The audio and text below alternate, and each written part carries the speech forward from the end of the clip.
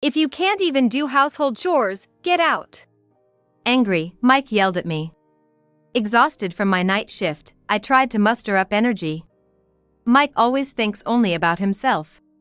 Fine, I'll clean up and leave. That night. Hello?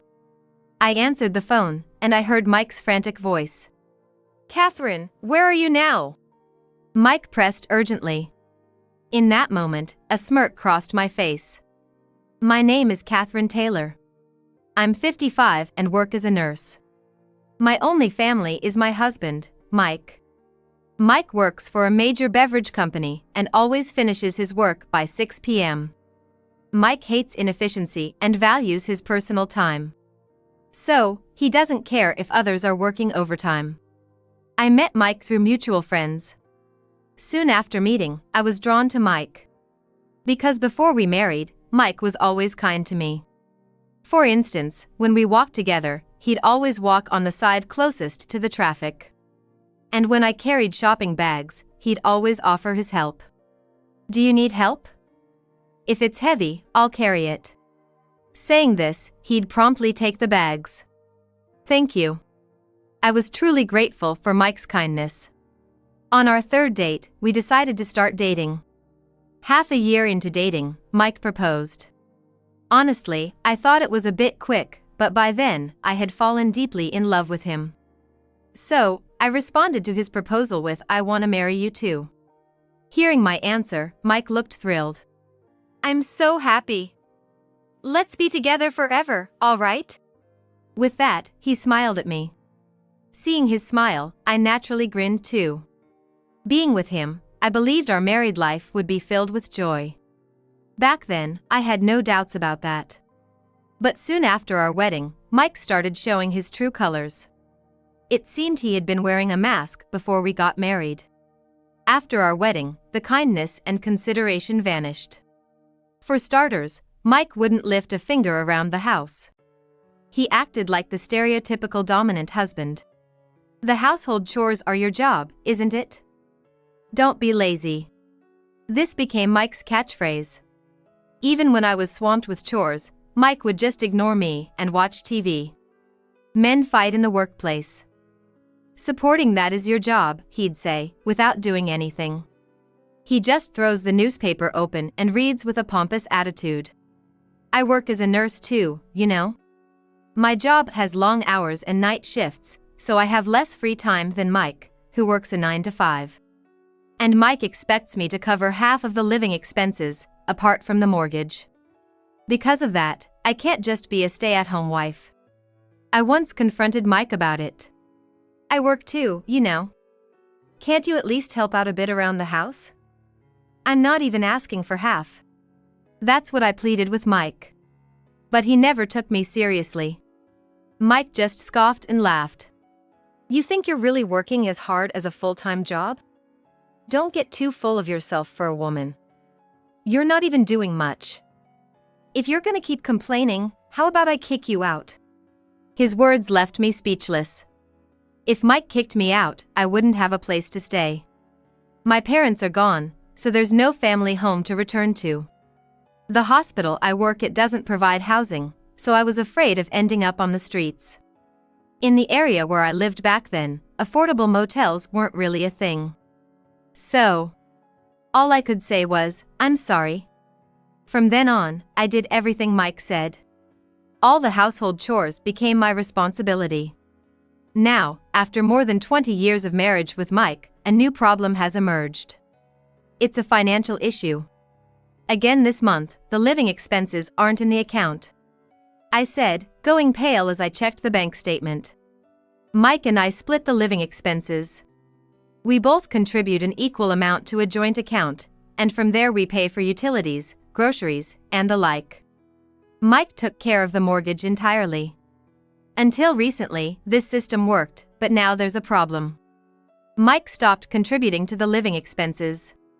One day, the property management company informed us that they couldn't process the rent payment. When I checked, Mike's half of the living expenses hadn't been deposited.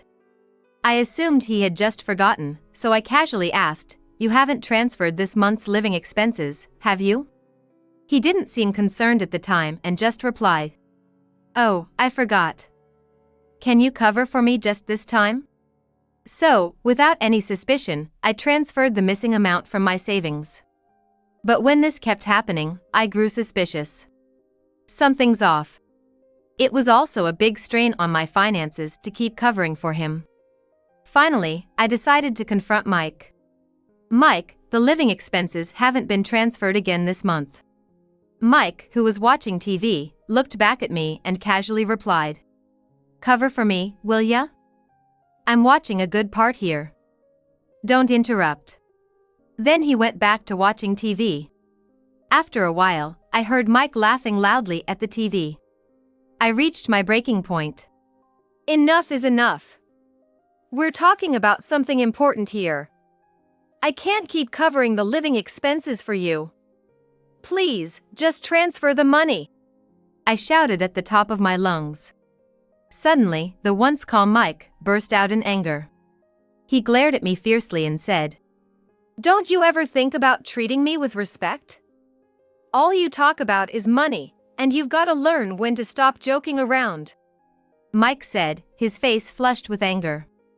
I was taken aback by Mike's sudden outburst. After all, it was Mike who suggested splitting the living expenses in half. So, I retorted, "What do you mean by respect? You work for a major corporation, you probably earn more than me, right? What are you spending all your money on that you can't even cover living expenses?" I asked Mike. "I work part-time to limit the number of night shifts I have to do. Because of this, I work more day shifts than a full-time employee. Mike has a managerial position, so he should definitely be earning more than me. Yet, his inability to pay half the living expenses is suspicious. I wonder what he's spending his money on." I stared intently at Mike, and he lashed out in return. "It's my money. I can do whatever I want with it. Just shut up and do as you're told. I'm paying the mortgage on this house, remember. I'm in a bad mood, I'm gonna head out. Make sure to contribute your share." With that parting shot, Mike stormed out. Given the situation, it seems unlikely that he will contribute to this month's living expenses. The uncertainty, with no end in sight, left me sighing. Ever since, Mike hasn't been contributing to the living expenses. It's been over a year now. Maybe this marriage has run its course. I found myself whispering such thoughts more often. Mike and I have been together for over 20 years. There's affection between us, of course. But he doesn't help with housework. Despite working at a big corporation and supposedly earning a good salary, he doesn't contribute a single dime to the household. It really makes me wonder what value he brings to this marriage. However, the house is in Mike's name. Mike handles the mortgage payments. So, whenever things don't go his way, he'd threaten, "You want me to kick you out of this house? Is that what you want?" He probably knows that'll keep me in line. If it came to a divorce, it's a given that I'd be the one to leave. With no family to turn to, I'm at a loss for what to do. Then, one Sunday, I'm home. I'd just finished a rare night shift and had returned home. It was past 10 o'clock, and there was no sound coming from Mike's room. He must still be asleep. Because our lifestyles are so different, we sleep in separate rooms. I quietly went into my room so as not to wake Mike. And then, an hour into my sleep, I was jolted awake by a loud banging on my door. "Hey, Catherine, you're back, aren't you? Open up." Mike kept banging on the door. "I've only slept for an hour." Rubbing my sleepy eyes, I opened the door. "What's wrong?" When I asked Mike that, he glared at me. Then, with a condescending tone, he snapped back. "Must be nice, sleeping in all morning, huh? Get up and make my breakfast. That's your job, isn't it?" Stung by Mike's rudeness, I shot back. "I just got back from a night shift and I've only slept for an hour. As for breakfast, I made something last night and put it in the freezer. Can't you just microwave it yourself?" My head was pounding from lack of sleep. Whenever I have a night shift, I always prepare and freeze Mike's meals in advance. In the past, I've asked Mike a few times just to reheat his food. So, I was about to ask him again today, but Mike was different this day. You always try to skip out on housework. Adjust to my waking hours and have a hot meal ready right away. House chores are your job, aren't they? Besides, this place is a mess. Get up and at least clean up. Mike raised his voice and yelled at me. Normally, I'd apologize right away, but that day I had a terrible headache and was exhausted. So, I inadvertently let my true feelings slip out. I'm exhausted too, so let me rest a bit. It's just reheating food. Even you can do that, Mike, can't you? Mike looked down on me with a huff and laughed. You think you can talk to me like that? I'll kick you out. Mike sneered. He probably expected me to obediently do as he said. But I wasn't going to let it slide. I firmly replied. Be my guest. Seeing that I wouldn't listen, Mike's face quickly turned beet red. If you can't even handle household chores, get out. I don't need a wife who can't cook or clean properly. He shouted at me, fueled by his anger. I mustered the strength from my exhausted, post-night shift body. Mike always thinks only of himself. Maybe I should just leave such a husband. Fine, I'll pack and leave. I declared to Mike. You don't have the guts to leave this house. I'm gonna go out. I won't be back for a while, so you better reflect and clean up. Mike commanded. Perhaps he thought I couldn't leave because I have no family home. But he's mistaken. I am not the kind of woman to stay silent after hearing such words. I've had over 20 years of grievances with him. Now seems like a good time to strike back. Mike really needs to reflect. I muttered. That night, I received multiple calls from Mike. From Mike again. I ignored Mike's calls. But he kept calling back almost every minute. Seems like Mike was panicking, as the phone just wouldn't stop ringing. I reluctantly answered. Hello? As soon as I picked up, I heard Mike's frantic voice. Catherine, where are you? Mike pressed. At that moment, I let out a chuckle. I'm at a motel now, so what? I calmly replied. A motel? I could hear Mike's shocked voice over the phone. Of course, he never expected me to leave. As soon as Mike left, I started packing. I put essentials like clothes and valuables into my suitcase. At the same time, I called a handyman service.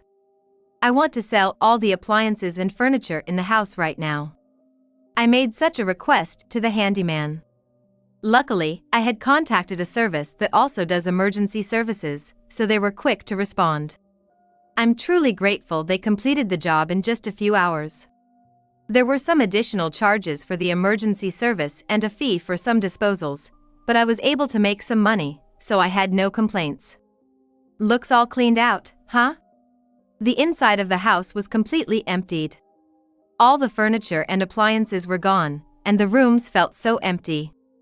The only things left in the room were Mike's clothes and personal belongings.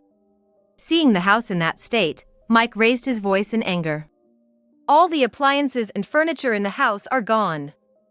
How am I supposed to live like this? Indeed, with even the washing machine and fridge gone, it would be a struggle. But that's not my problem. So, I replied with a laugh. Huh? All that furniture and appliances, I bought them. I think it's my business if I sell them. I did leave your things in place, didn't I? Well, that's... Mike seemed flustered, perhaps because I had hit a nerve. All the furniture and appliances in the house were bought with the money I saved when I was single. When we got married, Mike had told me, I'm gonna buy the house, so you buy all the furniture and appliances. Back then, I had no objections since Mike was buying the house, which was a major purchase. Moreover, Mike worked for a major company, making it easier to get approved for a mortgage. So, I thought it was best to do as Mike said. That's why I bought all the furniture, including for Mike's room. Given this background, the furniture and appliances were originally mine. There's no problem in disposing of them. When I explained calmly, Mike shouted. Thinking pretty highly of yourself, huh? This running away from home act is only for now. If you don't apologize right now, it's divorce. Buy new furniture and appliances immediately. If you come back and apologize sincerely, maybe I'll let you back in the house.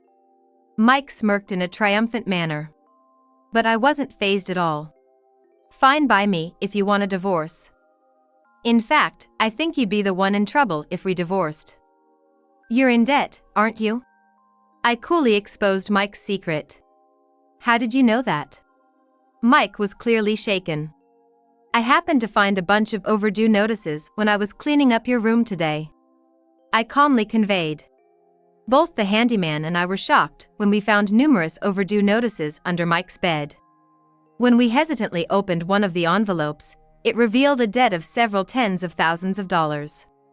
Furthermore, it seemed he borrowed from multiple lenders, with the interest amounting to a significant sum. The reason for the debt was probably stock trading. I say this because we found documents from a brokerage firm along with the notices. He must have made significant losses in stock trading. Upon hearing this, Mike confessed, looking defeated. At first, everything was going well. But then I took a huge loss, and no matter how hard I tried to recover, things just didn't work out. Mike's voice grew softer and softer. I heaved a deep sigh. The reason he had been defaulting on our living expenses recently was probably to repay this debt. The interest alone is astronomical, and it must consume his monthly salary. I don't care anymore since we're gonna divorce anyway. I muttered under my breath. Then, Mike quickly retorted.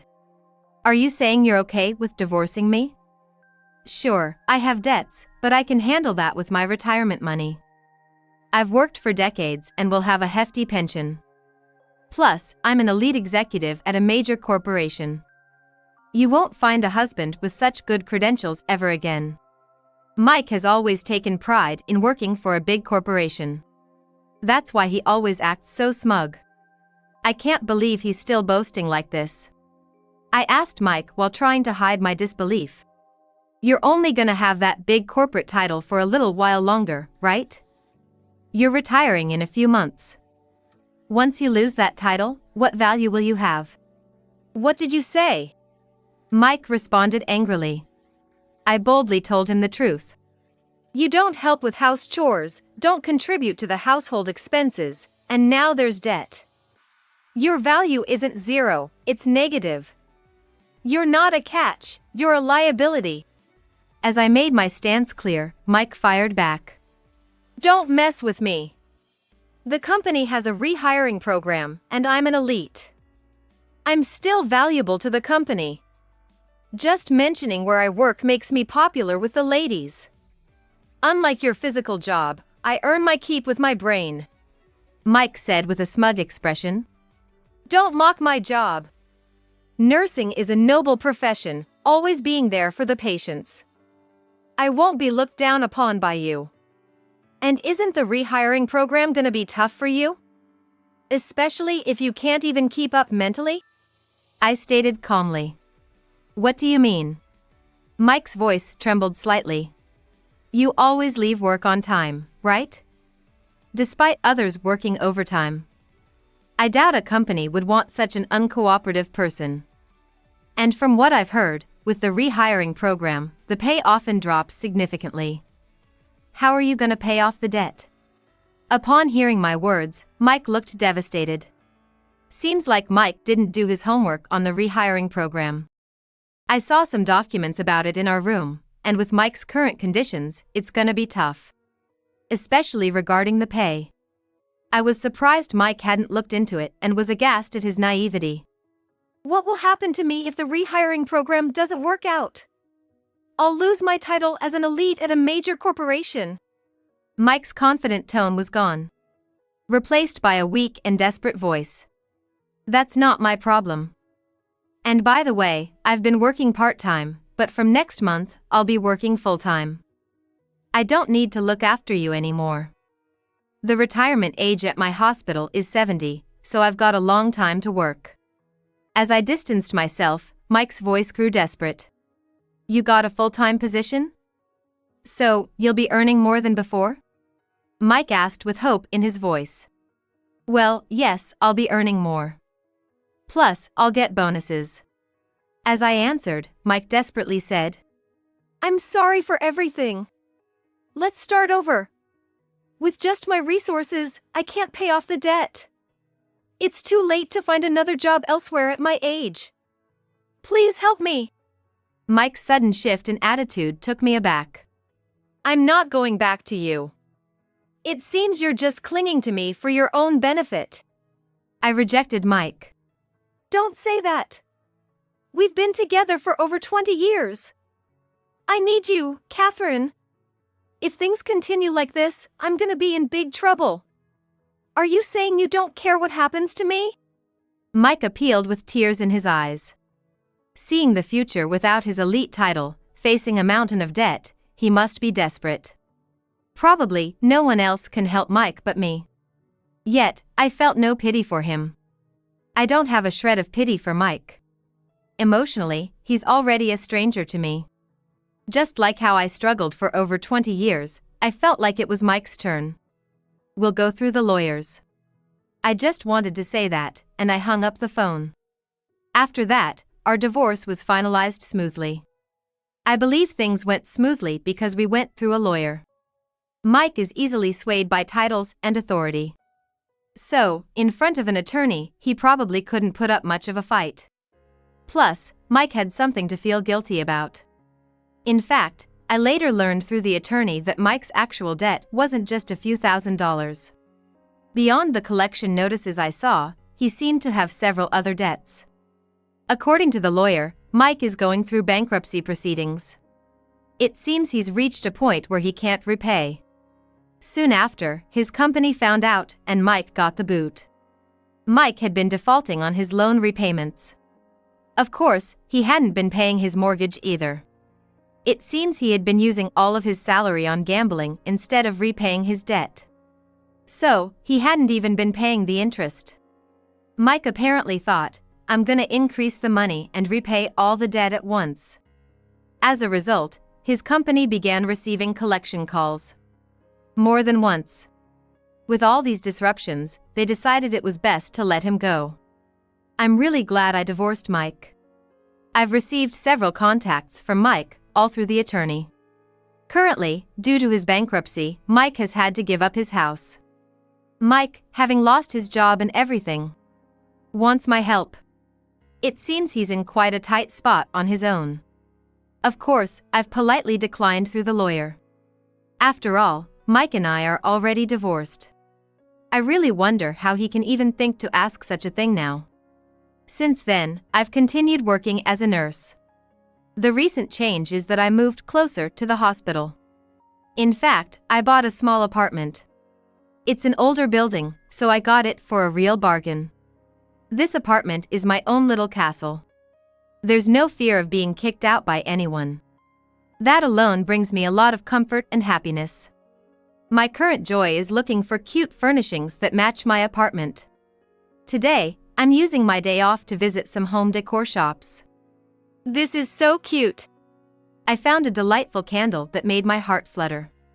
There might be more challenges in the future. But I have a place to come home to. To protect that place, I'll keep working hard every day. That's what keeps me going.